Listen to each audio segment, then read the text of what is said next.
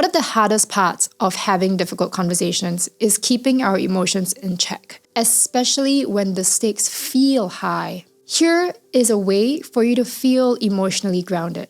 You can use the STOP method. The STOP method is very simple. Stop, take a breath, observe, and proceed with intent. Isn't that easy? You can also try taking 3 deep breaths and give yourself a minute before having to react to the situation at hand. You can also take a moment to reframe the situation. Instead of, I have to do this, we can reframe it to, I get to do this. Putting a more positive spin on the task at hand or on the conversation that you have to have at hand. Another way to slow down and focus is by practicing active listening and truly focusing on the other person and listening with our entire being. Listening with our ears, observing with our eyes, feeling the message with our heart and our whole being.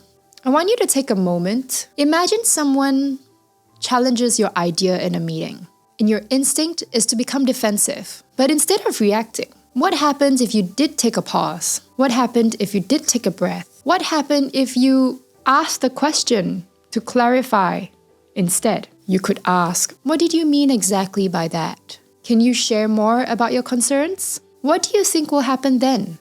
So take a moment to pause and reflect. Think of a time when you reacted emotionally in a tough conversation. It could be a moment when you had to fire someone. It could have been a moment where you were being laid off. It could have been in a moment where you were offered a salary that was lower than your expectations. How did you react? It could have been a moment where you had asked for a promotion and you didn't get it.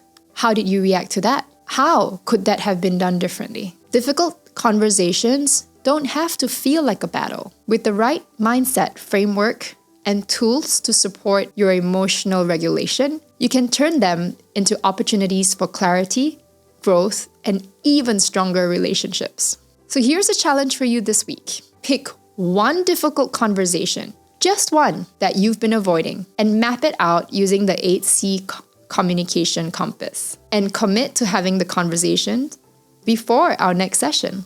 See you in a bit.